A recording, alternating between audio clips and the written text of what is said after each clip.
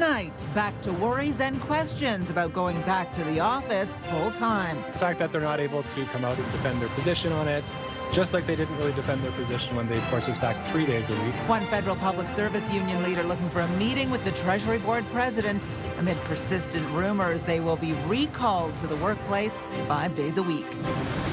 Forced out of their homes after a weekend fire. We grabbed everybody we could, animals, put on coats and quickly, the kids. Dozens of people in Hawkesbury displaced and relying on the Canadian Red Cross for food, clothing, and transportation.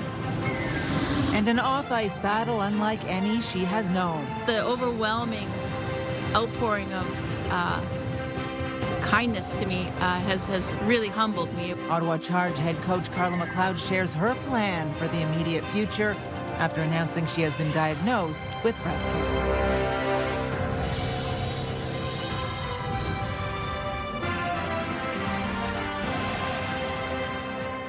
Good evening. We begin tonight with the rumors and fear circulating among federal public servants as a union warns its members could be railroaded by yet another major shakeup to the hybrid work model. Leaked documents suggest the government is considering ending it altogether and forcing employees back to the office 5 days a week. CTV's Stephen Keys has been following this story for us and joins us with the latest. Steph. Patricia, right now the speculation is strong, and when we reached out to the Treasury Board, the response didn't confirm, but also wouldn't deny. While the winter chill can be felt around Tunney's pasture, where several different buildings house federal offices for the public service, at least one union is going public about feeling left out in the cold on what could be a major policy change. And so Mark Carney's going to have to explain this. Federal workers are starting a new work week, frantically scrolling this French publication headline. La Presse reporting that Ottawa is envisioning or considering the end of telework, quoting an internal document that says all senior managers could return to the office 5 days a week in January, with some public servants going back 4 days a week in July and everyone back in the office 5 days a week by January 2027.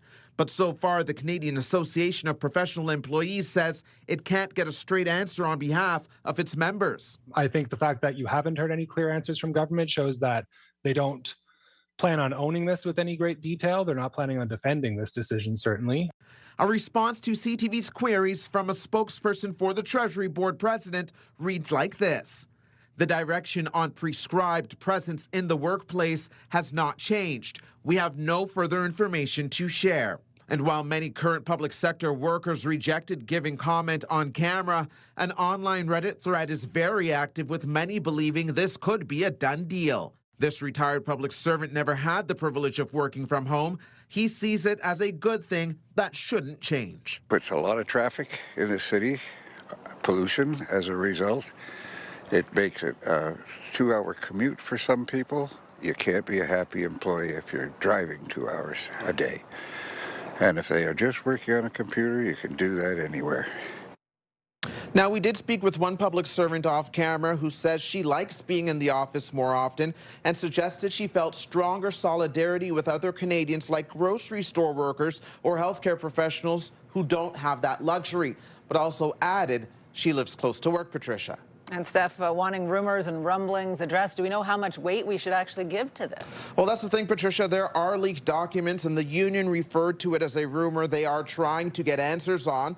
But if the documents and screen grabs that made its way onto some Facebook groups are true, then the Treasury Board's response saying no changes really means no changes for now. The union says public servants could end up being put on notice sometime later this month based on what they're hearing. Patricia. All right, CTV's Stephen Keys live for us tonight. Thank you. And you can scan the QR code on the bottom of your screen to link to us online or visit ctvnewsottawa.ca. We have more details on the possible changes to the office mandate for federal public servants. Well, more than 40 people are now without a home just weeks before Christmas after flames tore through a Hawkesbury apartment building over the weekend. Police say the fire is considered suspicious, and they're now investigating it as an arson. The blaze broke out just before midnight Saturday evening at a building on Port Alliance Avenue, about 110 kilometers northeast of downtown Ottawa. CTV's Dave Charbonneau spoke with residents who escaped the flames.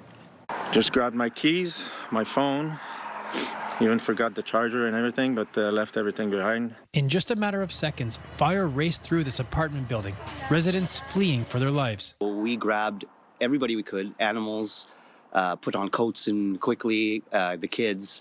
I think I literally had underwear, this, and shoes on. We're not allowed in. We can't retrieve anything. We're all displaced to different hotels. For others, saving their pets was also a priority. First thing I did was get dressed and get my dog out. And then I had to go back in to go get the key for my car, to put my dog in the car so she's okay. It took 3 hours to get the fire under control. 30 apartment units were destroyed, third floor gutted. OPP are investigating the blaze as arson. The fire was there and I realized that I'm losing everything. Displaced tenants are now staying in nearby hotels. For now, it's a waiting game for me. I'm just fortunate to have a roof to speak. Hawkesbury's mayor says the town is ready to help displaced tenants. Depending on the nature and the size of the disaster or the number of housing units are affected, the Red Cross can only accommodate or pay for a certain amount. After that, depending on the size, it has to be reimbursed by the social services department. So that is an issue, basically, that we'll have to address. I'm used to it. Jesse Lamantia is now trying to make the best of his situation with his 2 toddlers as they wait to find out what comes next. Really, right now, it's just the emergency, and we're all safe, but none of us have, don't know if we're going home. OPP say there's no connection with this blaze and other recent fires in Hawkesbury. Dave Charbonneau, CTV News. Well, a day after announcing on social media she had been diagnosed with breast cancer, Ottawa Charge head coach Carla McLeod bravely faced reporters today to say she is briefly stepping away from her role to undergo treatment, but will be back behind the bench. CTV's Leah Larocque joins us live in studio with more on this. Leah. Well, Patricia, Carla McLeod first shared the news with players and the team yesterday in a private meeting. She says it was an emotional moment that ended in a giant team hug. But today it was all about hockey, getting ready for the next game, calling it business as usual. On the ice. Wait till you see my knee bend. Just like she always has, Carla McLeod takes to the ice to lead the Ottawa Charge. But this practice comes a day after revealing deeply personal news. At the end of the day, anytime you have to speak the words that, I have breast cancer, I have cancer, it's challenging. McLeod sharing her breast cancer diagnosis in a team meeting on Sunday before announcing the news on social media. The narrative around breast cancer is twofold. One, it has to be within the family. I have no family history. And 2, you have to be over 50. Well, I'm 43. So I think, starting to get the message out that, it doesn't know your age or your family history. It could hit any of us. Obviously, I'm a little biased and love the game of hockey. The game of hockey has been a constant in McLeod's life since a young age. 5-second power play now for Finland. Winning gold twice at the Olympics with Team Canada. This began generations before I started playing. And since the Professional Women's Hockey League began in 2023, leading the Ottawa Charge. They're off to the PWHL final. To the Walter Cup final last season. Now stepping back to take care of her health. Resort back to what sport has taught me. We learned pretty early you can only take control of what you can control. McLeod said she will start her treatment this week, which means she will miss the Charge's next game on Tuesday night versus Minnesota. Assistant coach Haley Irvin will stand in her place during her absence. The human aspect of that. We're not robots here. It's hard news to handle, and I think we just lean on each other on the good days and the bad days. At the end of practice, Emily Clark taking an extra moment with her coach. Yeah, you don't think it's gonna hit that close to home, but it's an important conversation to have. Obviously, it's hit the women's hockey world a few times now, and ultimately, I know I'll be in great hands, however it is, wherever it is, and the goal is to be back behind the bench as quick as possible and miss as few games as possible, but recognizing I got to make sure I'm healthy. McLeod said she is overall feeling good physically and has had time to process the news as best she can. She goes to Calgary this week to meet with doctors, and there's already a push on social media to show support for McLeod by wearing pink at tomorrow's game. Patricia. Yeah, an emotional one for players, obviously, and for fans, too. So we certainly wish her all the very best. Yes, Leah, thank you. Still ahead, it's been a slice, or 1,200 to be precise. A lot of pizza and a personal tradition for one Kingston area councillor. More on Project Santa Slices coming up. Well, here's a live look now through our Centennial Glass sky cam. It is chilly out there, minus 10 degrees with the wind. It feels even colder, luckily. Jackie is hard at work building Toy Mountain in Barrhaven inside because, yes, it's very cold for anyone who is out there tonight, Jackie. Yes, very chilly. So we are very glad we are indoors and hanging out with such a lovely crew, not just from the Salvation Army, but also members from the Walmart Barrhaven location. We'll get to that in just a minute. But if you are outside at all, like I was really on the drive here noticing how the skies were mainly clear, but you're right. It is very chilly, very brisk conditions, and that will carry us into later this evening. Right now, temperatures around minus 10, minus 11, but then when you factor in that wind chill, feeling closer to about minus 13, 14, slightly warmer by the lake, minus 7 in Kingston, minus 7 in Trenton, Montreal sitting around minus 8. Maniwaki about minus 9, a little bit of some flurries over there, but for the most part, Eastern Ontario anticipating clear, partly cloudy skies. It's really our Tuesday getting into our Wednesday that we could see periods of light snow really moving through, even potential for freezing rain in some parts of Eastern Ontario. We will have these details and much more in just a bit, and of course, more from here at Toy Mountain. Patricia. Well, the man who vandalized the National Holocaust Memorial earlier this year could be spending more time in jail as the Crown seeks a 2-year sentence. Ian Aspenleader, a former City of Ottawa employee, pleaded guilty in July and today told the court what motivated his actions. CTV's Katie Griffin was in court for us today and joins us live. Katie. Patricia, Aspenleader says he chose the monument intentionally and told the court he knows what he did hurt people and made them afraid, but said in his mind it was a, quote, unavoidable consequence of what he decided to do. Aspenleader admitted to splashing blood red paint and writing the words "Feed Me" on the Holocaust monument in June. He said he was making a connection between two tragedies, the murder of 6 million Jewish people and what's happening to Palestinian people during the war in Gaza. Aspenleader said his intention was not to incite hatred of Jewish people, but to shock and disturb Canadians. Court heard several victim impact statements from the Jewish community today about how the incident reinforced deep pain and fear and was a direct assault on their history and dignity. We are pleased that we had the opportunity to voice our opinion today. I can't say much more. We were overwhelmed, and it's very emotional for us to be here today. Aspenleader was legal counsel at the City of Ottawa. He was fired in late June. He's also been administratively suspended by the Law Society. And in an unusual move, through his lawyer, Aspenleader, who's been out on bail, asked to go back to jail until he was sentenced because of the emotional stress it's causing his parents and family members. A date for sentencing is expected to be set on Friday. Patricia. CTV's Katie Griffin live for us tonight. Thank you. Well, a familiar face from the Justin Trudeau era is back after a small cabinet shuffle at Rideau Hall today.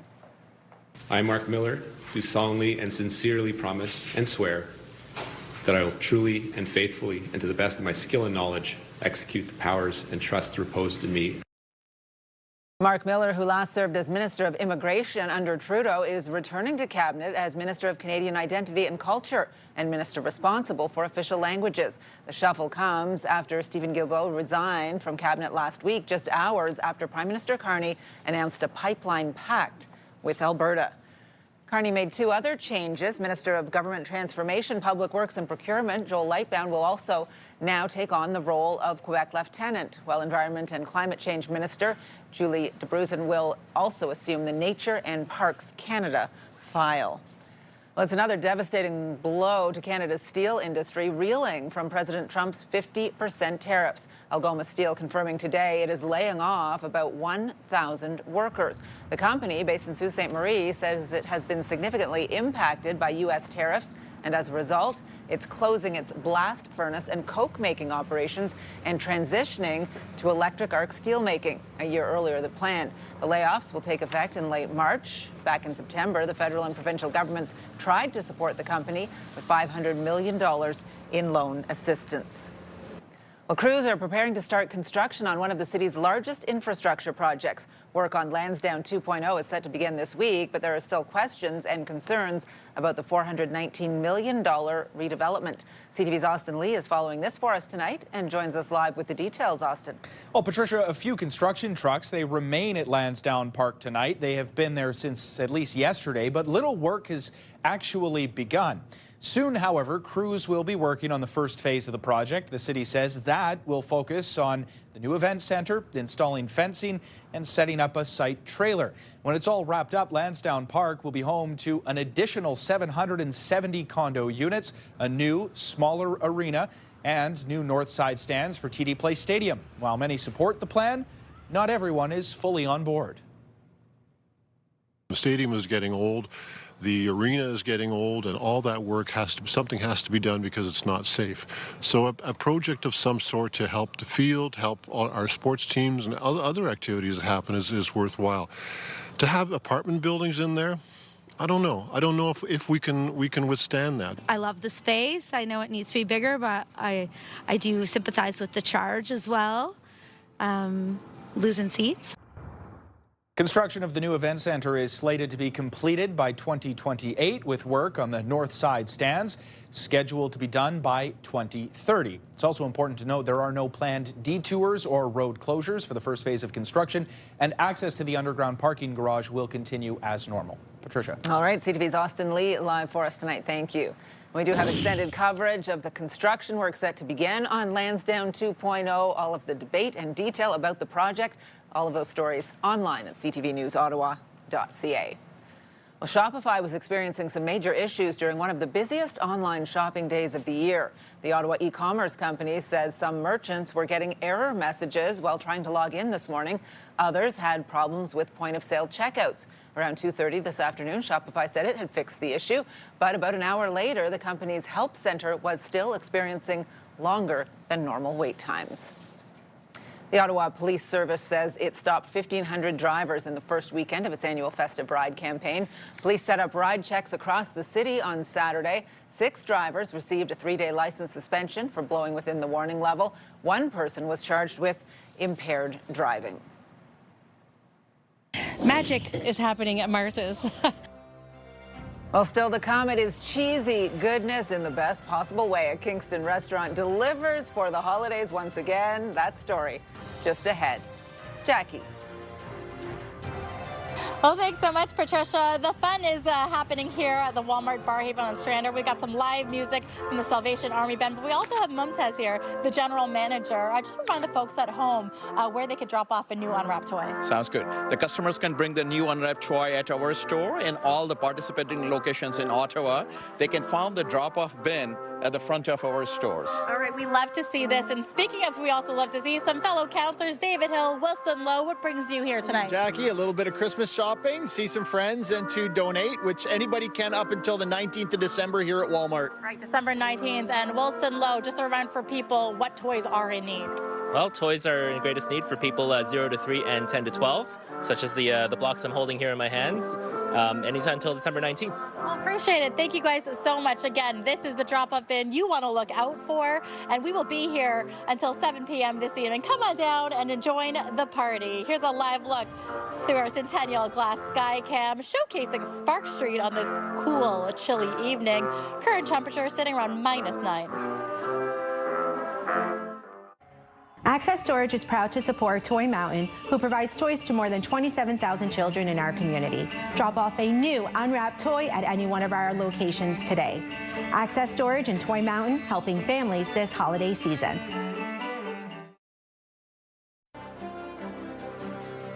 Well, here's what we do like about winter. A lot of the construction along the Queensway has wrapped up, at least for the season, which means traffic is flowing quite nicely tonight. Well, a Kingston City Councillor, who is also a restaurant owner, is serving up some support for his community this month by making thousands of slices of pizza for those in need. CTV's Kimberly Johnson tells us about Project Santa Slices. Jimmy Hassan is filling a tall order. 40 boxes, total 400 slices. But this isn't a regular pizza delivery. It's all going to be donated. I'm very excited, and I'm very happy that I'm able to do it. Called Project Santa Slices, the Pizza franchise owner and Kingston City Councillor is aiming to hand out 6,000 slices through December to more than 20 organizations in the city, including shelters and community kitchens. It means a lot to people to get this meal. It's more than just a slice of pizza. It's something warm. People that are in the streets don't have something warm to eat. They don't have the ability to heat something up. And so it's delivered right to them where they live. They don't have to seek it out. Those helping prepare the pizzas say it's an important initiative. He's been doing this for a number of years now, and it is something that I think really resonates well in our community this time of year. It helps people. Anything we can do to help out the community. Hassan started the project during the pandemic in 2020. Now in its 5th year, he says the need has grown. So he's calling on people to donate to help meet the goal of delivering 600 pizzas. As a small business and part of the community, that we should stand with those who helping others to get back on their feet. On Monday, the first lunches going out at Martha's Table. I think it's a great idea to have this pizza here. I'm enjoying it. I'm sure everyone else is. The community kitchen grateful for the support as they serve more than 450 people each day. Food brings community together. It's very social, but it's also nutritious. It's filling and it's fun. It's important. It's underlies everything that we do. It's the spirit of a holiday that we are sharing with the people in need and the people going through a difficult time. Kimberly Johnson, CTV News, Kingston. Well, it is definitely a cold start to the week in the capital. Cold start to the month of December as well. After yesterday's snowfall, temperatures dropped overnight. So the first day of December began with temperatures around -10 this morning. And that snow yesterday was kind of slushy out there and on the sidewalks and some of the downtown streets. Jackie, all of that ended up freezing over. So it was kind of difficult walking weather for people outside this morning as well.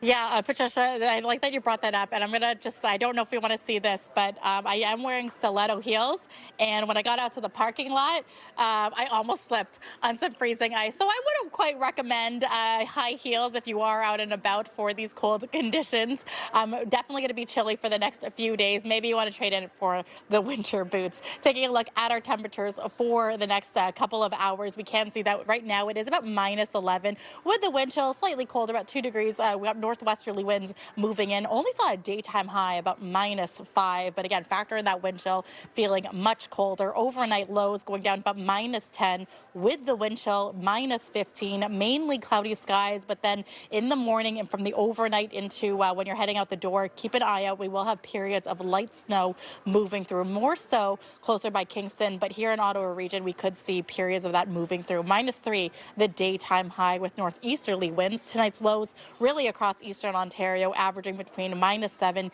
to -10 degrees, and that's not including the wind chill. So it's going to be a brisk couple of days, and this isn't even going to be the coldest day of this week, especially when we talk about the overnight lows. Tomorrow's highs, though, still going to be below the freezing mark, -3 in Ottawa, -2 in Brockville and Cornwall, around the freezing mark for Kingston as well as Trenton. But as we look towards Petawawa, -2, and Maniwaki, -5, you'll see a little bit of that period of light snow really moving through. A broader look at the temperatures across the country. It's going to be about -4 in Fredericton. We've got some cold Arctic air really moving in. About -2 in Toronto right now, so slightly warmer to our friends in southern Ontario, -1. Thunder Bay sitting about -10.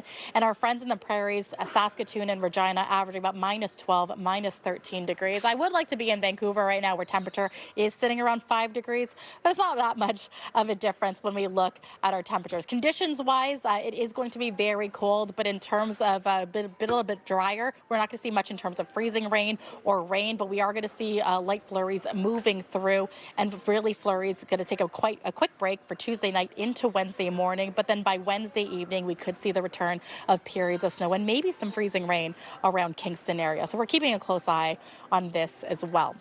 Taking a look at our 7-day forecast brought to you by Davidson Hearing Aid Center. Visit their website to nominate someone to win the gift of hearing. So -3 for Tuesday, our daytime high. There is a chance that the flurries could stick around for Wednesday, Thursday, even into our Friday and Saturday, but it's the temperatures that you really want to bundle up for. Thursday, only getting to a daytime high about -6, the overnight low -14, and a reminder that is not factoring in the wind chill. It really won't be until Sunday and Monday will we see some sunshine heading our way. Ready to make this holiday season truly unforgettable? Well, Charm Diamond Centers is here to help. As a proudly Canadian family-owned business for over 50 years, they've been creating countless cherished love stories. And we're making it even easier to give the gift of a lifetime. You have the chance to win a spectacular $2,500 Charm Diamond Centers gift card. Scan the QR code on the bottom of your screen to visit ctvottawa.ca. Wishing you all the best of luck. Well, that's it for us here right now. We will be returning, of course, Patricia, to Walmart in Barrhaven on Strandherd. Everyone is here ready. The Walmart employees are ready to show what they have and really the importance of giving in this community. These details and more in just a bit. And you know what they sell at Walmart, Jackie, besides toys? Snow boots. So maybe you should look into that before you leave there tonight. We'll trade in the shoes, yeah. We'll talk to you in a bit. I think the whole Buy Canadian is becoming a little bit less and less as time goes on. Well, are your elbows up on a Cyber Monday, or your fingers finding the best possible deals anywhere and clicking away? We'll take a look coming up. Boyd encourages you this holiday season to make Christmas memories and drop off new unwrapped toys at all the Toy Mountain drop-off locations. Toy Mountain and Boyd Moving and Storage helping families this holiday season.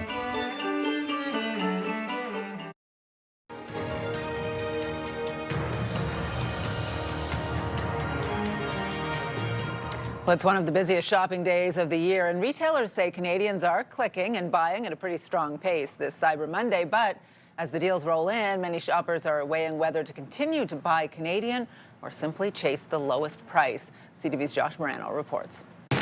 Shoppers are out hunting for the best bargains across the city as stores offer deep discounts during Cyber Monday. We were here Friday and we drove by. We didn't bother coming in. It was crazy, but today it was a lot different.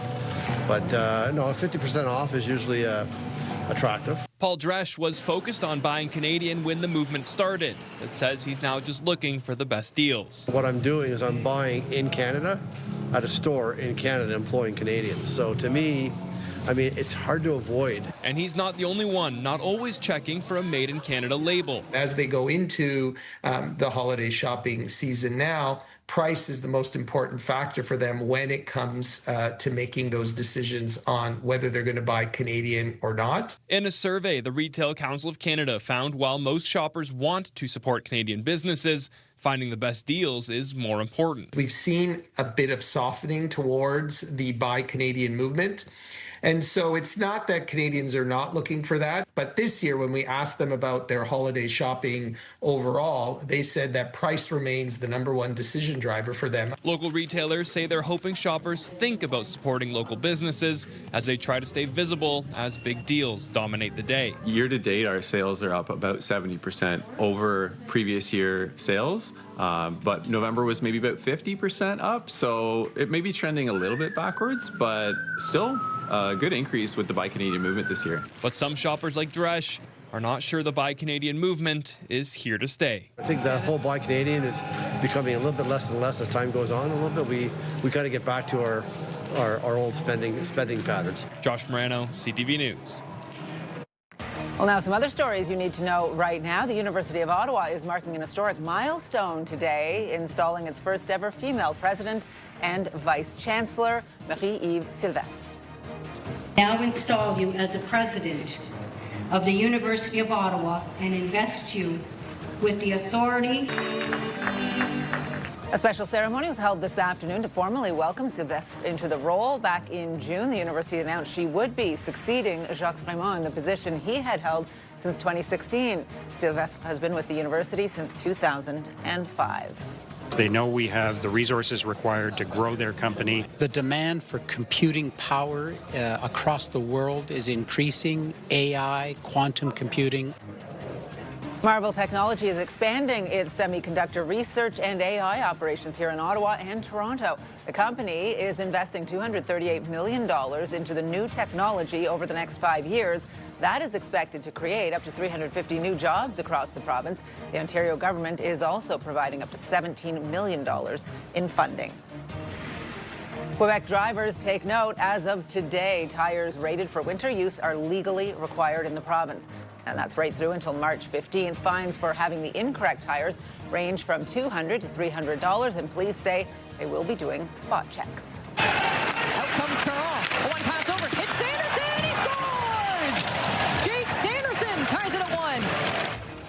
I guess we have to show this, eh? The Ottawa Senators' road trip continued last night against Dallas. That goal from Jake Sanderson, the only bright spot for Ottawa. Dallas would respond with 5 unanswered goals en route to the 6-1 win over the Sens. Ottawa wraps up this road trip tomorrow against Montreal. Game time is set for 7 p.m. We want to go back out to Jackie now at the Walmart in Barrhaven, where they are building Toy Mountain. Jackie. Thanks so much, Patricia. Yeah, lots of fun here, and there's so much action and support. We could feel the love here for Toy Mountain. Mumtaz, you are the general manager for here in Ottawa, back again for another year. Yes. Just describe that relationship with the Salvation Army and Toy Mountain here in Ottawa. Sounds good. So we are very proud to support the Salvation Army and the CTV Toy Mountain campaign. They do incredible work in distributing the toys, but also supporting the families in need. This is also one of the locations for the customers to drop off the new and unwrapped toy. Great. Thank you so much. Again, a new unwrapped toy.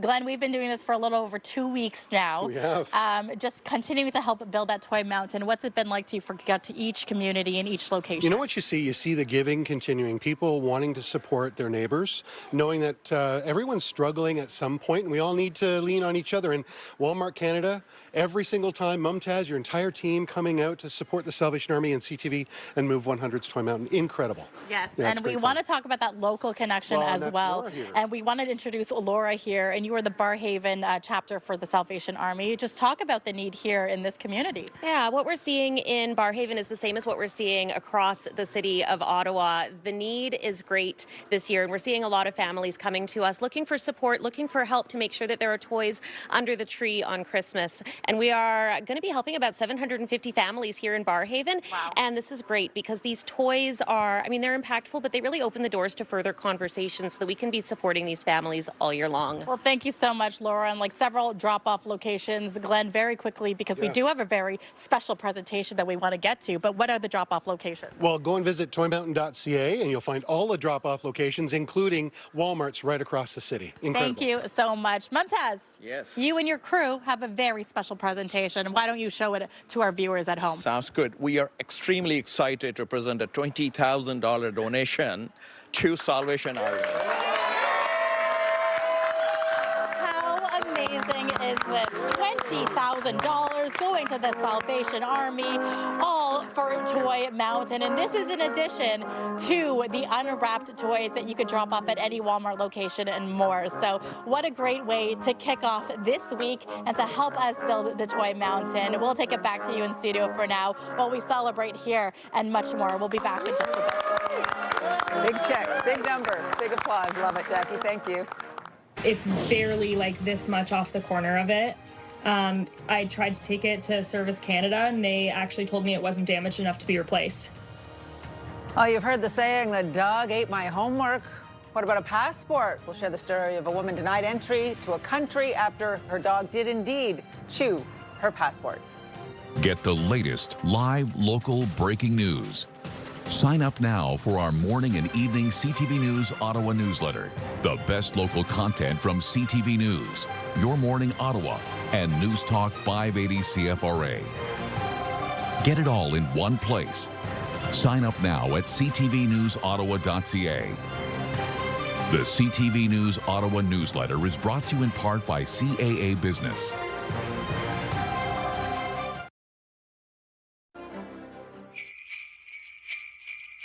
The Bell Media building is lit up bigger and brighter this year thanks to our friends at Christmas Decor from Nutrilon. With holiday travel season coming up, it's important to check your passport. The document must be kept in excellent condition. A woman found that out the hard way after she was refused entry to Costa Rica because her passport was damaged. Here's CTV's Pat Foran. I think we caught somebody at the table that had a bad day and wanted to prove something. Andy Field and Jason Tate of Georgetown went to Costa Rica in mid-November to celebrate an anniversary.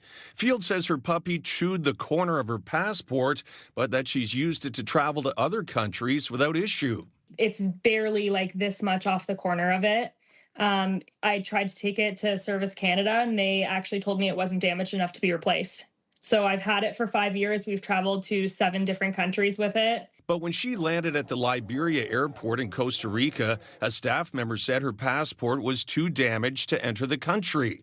She was held in detention for 24 hours and told she would have to fly home. He was allowed in the country. I was not. So he was actually escorted to the exit and told to figure it out. And I was taken into a detention cell. Tate says they tried to stay positive, but the situation escalated quickly. They brick-walled us every single time we tried to talk to them or communicate with them.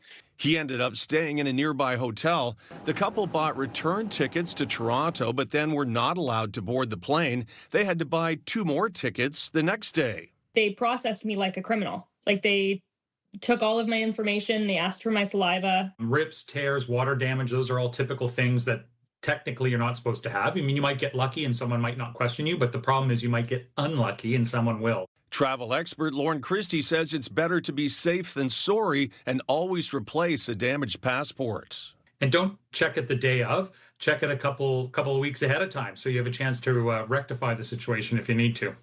The couple planned to spend about $2,000 but had to pay about $8,000 for the last-minute flights and other expenses. Field plans to get a new passport but won't be heading back to Costa Rica. I feel like I've been stripped of like all of my security and confidence to travel, and now I have zero confidence in traveling anywhere. Pat Foran, CTV News. We're seeing here in Toronto almost 3 times as many visits to food banks as we saw 5 years ago. Well, just ahead, we share the details of a new report highlighting some concerning trends when it comes to food bank usage in Ontario. The magic of the holidays is here, and this year the need is greater than ever. Let's ensure every child in our community feels the joy with CTV and Move 100's Toy Mountain. Together with the Salvation Army, we can help spread cheer and make a child's wish come true. Drop off any new unwrapped toy to the designated drop-off locations or make a monetary donation online. For all the details, visit toymountain.ca, presented by Donnelly Automotive Group.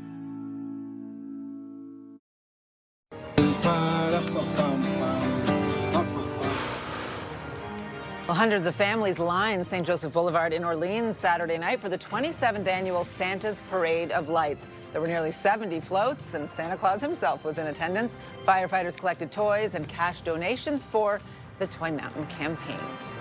A new warning tonight about the province's strained healthcare system, increased homelessness and community instability. CTV's Mike Walker has more on Feed Ontario's 2025 Hunger Report. See that there's a lot of shelf space that's full. The warehouse is full at the North York Harvest Food Bank, but within a day, nearly all of this food will be distributed. So we're seeing here in Toronto almost 3 times as many visits to food banks as we saw 5 years ago before the pandemic. The executive director says the 40 agencies they serve are experiencing unprecedented demand. We were never designed to deal with the level of crisis that we are seeing now. Food banks across Ontario are seeing a staggering increase for the 9th year in a row.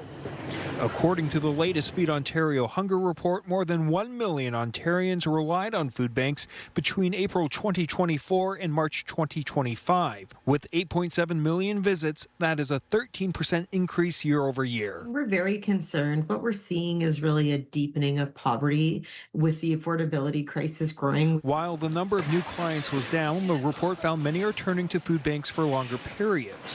1 in 3 clients are children under 18 and people with disabilities, and 1 in 4 are employed, like Volodymyr Kravchuk, who fled the war in Ukraine with his family 2 years ago. Almost every week or every 2 weeks I try to visit it. He's an outreach worker for a nonprofit, but says his monthly income is consumed by housing costs. The whole salary is just coming to pay the rent for the flat. But I still have 2 kids, I still have a wife, and what my wife is earning is not enough to buy enough food for kids. Given the increasing demand, 2 in 3 food banks are concerned they won't be able to keep their doors open over the next 6 months.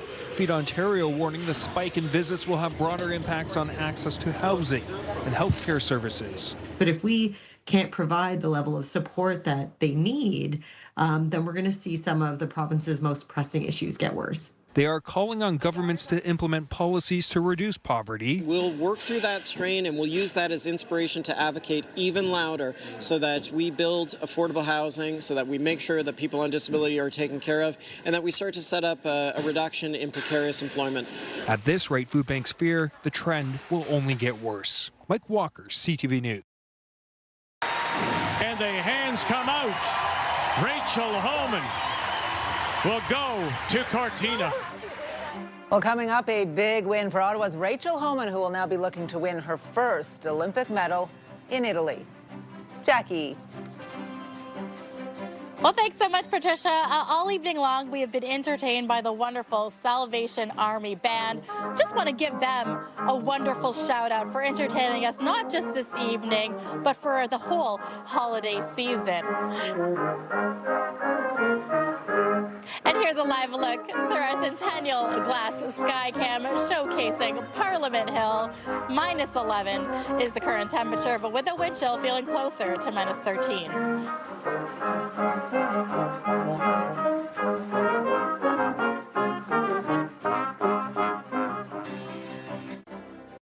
Hairstyles, courtesy of Salon Fiorella. We want to go back out to the Walmart in Barrhaven as we wrap up our special Toy Mountain evening on Strandherd. Jackie. Thanks so much, Patricia. We had such a fun evening tonight. Very warm, nice and cozy in here at the Walmart Barrhaven. Outside, a different story, and that will continue into tomorrow morning, where we're going to start temperatures off about -7. Keep in mind, we will have periods of light snow. It will only warm up to about -3. Factor in the wind chill, though, feeling closer to about -5, -6. The next several days, we are in store for a chance of flurries moving through. Our coldest night will be Thursday going into Friday. -14 is going to be the overnight lows, and we'll see a daytime high about -1. The sun is anticipated to return, though, fully on Sunday, so fingers crossed for this. But again, bundle up, wear lots of layers, because it is going to be a very cold one. Now, that's it from us here at Walmart Barrhaven, but I want to bring Glenn Van Gulik back one more time. Can you please remind the folks at home just where they could drop off locations, not just here at Walmart Barrhaven? But yeah, visit toymountain.ca for the full list. But, you know, we're talking locations like Donnelly's Automotive, all of their locations. Of course, Walmart, Best Buy, Access Storage, the malls, Carlingwood Shopping Center, Bayshore, St. Laurent, and of course, Place d'Orleans. And for the folks for Wednesday, we will have our Toy Mountain campaign continuing. Where are we going to be? We're going to be at Carlingwood on Wednesday, and tomorrow morning we're going to be stopping by Broadview School. Okay, love to see this. So that is it from us. I just want to thank the folks at Walmart here, just shouting out this wonderful crew here. Mumtaz, you have a special routine and tradition here at Walmart. I love to see it last year, and you're going to introduce it to the folks again this year. Sounds good. Let's hear it, folks. Loud and proud.